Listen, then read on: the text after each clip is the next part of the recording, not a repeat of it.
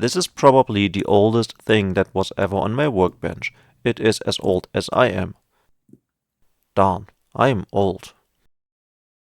Hi there, and welcome to Joe Code's Workbench. By lucky coincidence, I got my hands on a relatively rare piece of computer history. This is a Sharp PC-1500 pocket computer, together with the Sharp C150 docking unit. It is a fascinating machine, and so here's a little 2-video series about it. In this episode, I will show what was needed to get the docking station up and running again, and in the next one, how to fix the dried out pens for the printer, and some fun with data analysis. Let's start. Sharp started selling these computers in 1981 and until about 1985. In the US, a slightly modified version was sold by Radio Shack as Tandy TRS-80 PC2. The 8-bit guy made a great video about the different pocket computers of that era a while ago.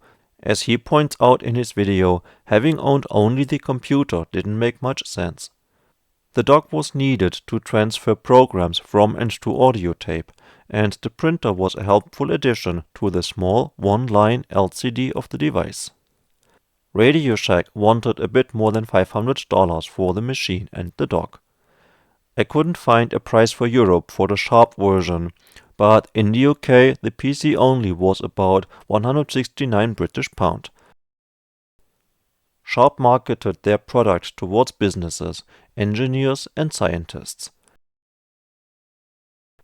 There were some games available for it too, as listings in magazines, but to my knowledge, no commercial games, for obvious reasons. The computer can be used like a powerful scientific printing calculator by directly executing one-line commands. It is also possible to enter programs written in BASIC code and to execute them. These programs could either be punched in by hand or copied from tape using the dock. This computer is about 40 years old. My unit is in phenomenal shape and looks like new, and luckily nobody had left batteries in the compartment. The PC worked completely fine right after putting in batteries and switching it on. However, the docking station was a different story. When I connected my computer and switched it on, all I got was a check 6 on the display, which indicates problems with the power. The previous owner had already opened up the docking station, and there were cables hanging out. I assume it stopped working for him and he tried to fix it. These docks have a built-in 5-cell nickel-cadmium battery, which often leaks out over time and destroys the circuit board, and so I was prepared for the worst. After all, this thing is about 40 years old. But you saw the video title, of course, and at the time of making the video, I had already fixed the dock.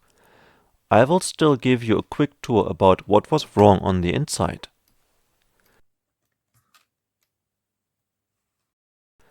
I had started with removing the battery, which was here under the cover. I was lucky because the battery had leaked only a bit and the damage was not severe. After removing the battery and cleaning the circuit board, I still got check 6, however. Also, the device seemed to take no power at all. I followed the traces of plus and ground on the circuit board and found a very much hidden broken trace right here under the green paint. The two solder joints and the trace looked completely fine, but when I measured, there was no continuity between the two. I have seen cold solder joints before, but that was a new level.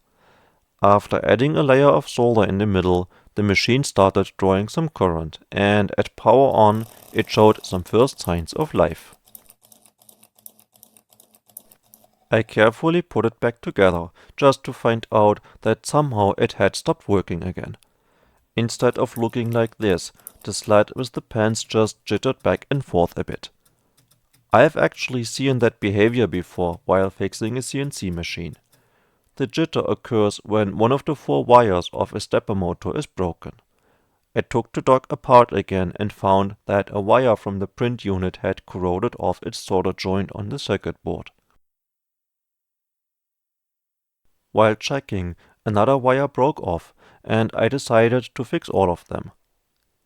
I measured each connection between the circuit board and the printer and wrote down what goes where. 8 wires go to the 2-stepper motors for the print head and the drum, and they all connect to this control chip here. The rest is for 2 sensors. I cut the motor wires out of the harness and replaced them piece by piece with slightly more flexible ones. Then I soldered the new wires to the circuit board. I placed them sideways this time so that they don't bend as much while assembling the dock.